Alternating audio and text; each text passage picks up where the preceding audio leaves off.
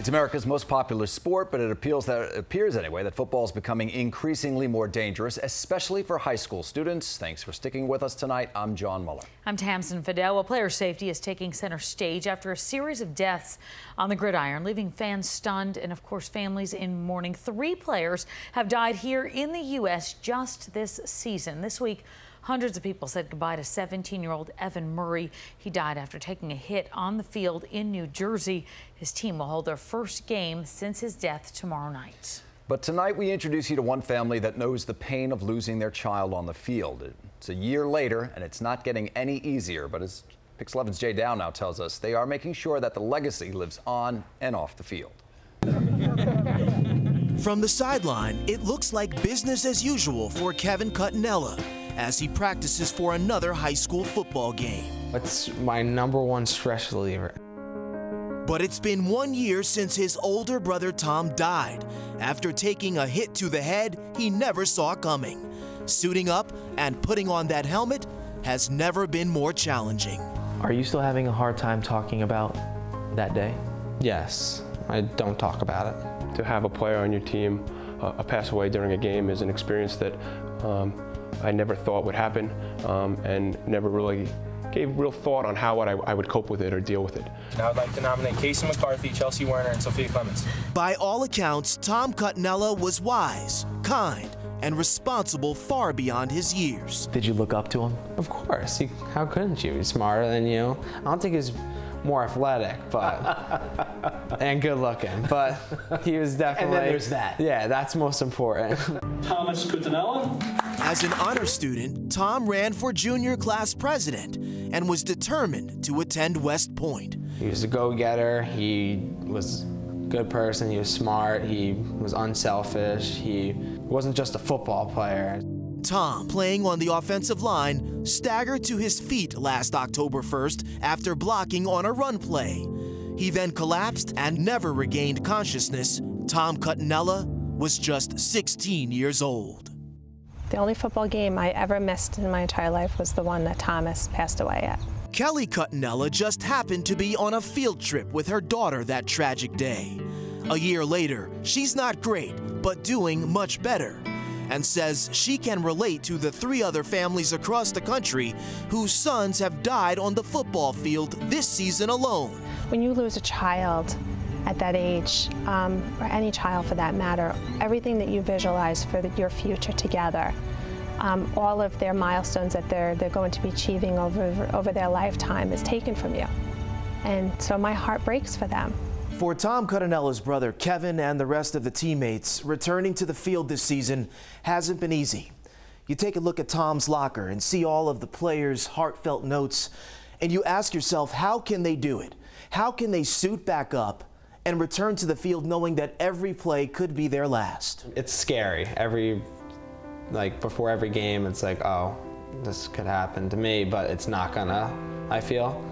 But why do you say that? You tell yourself, you force yourself to say that? yes, because we got a guardian angel on the team and he bringing us good luck, I feel. Into the end zone, and the Wildcats of Shoreham-Wading River are on the board. Following Tom's death last year, Kevin and the team rallied, winning its first ever Long Island championship. This season, the team is undefeated with 54 emblazoned on their helmets. The kids are just working real hard and focused on the task of playing football and school, but at the same time, Tom's memory is never far off. In fact, the school has already named its new athletic field after Tom Cuttinella. That's something that he earned. His character was impeccable. People just wanted to be around him. His legacy continues to grow every day. This is his room? Yes, this is his room. How often do you come in here? Come in here every day, many times during the day. What are you thinking when you come in here? I always think of what could have been. Frank Cuttinella still finds immense joy in boasting about his late son, and that legacy, it lives on in body and spirit. It turns out Tom decided on his own to be an organ donor.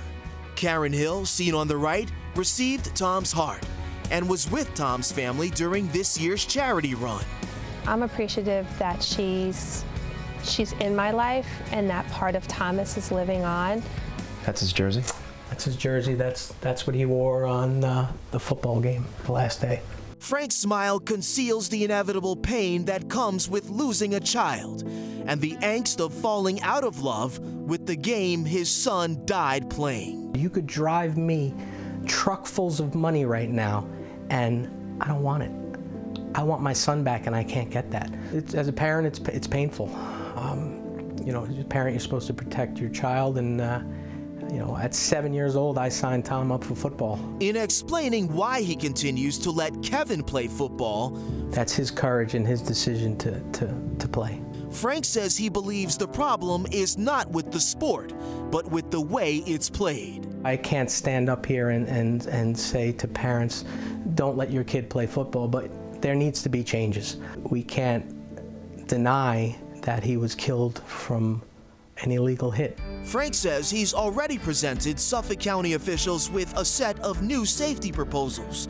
They aim to increase accountability among parents, coaches, and referees to make sure players are aware of what makes a block illegal, and then penalizing those players when they break the rules. They're kids, they need to be taught that.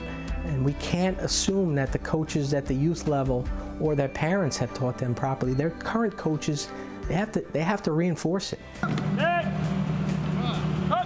How determined are you to continue playing? I'm doing the sport for myself, I feel, but also to keep his legacy alive.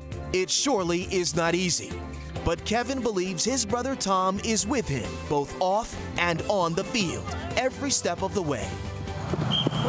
In Suffolk County, Long Island, Jay Dow, Pix 11 News.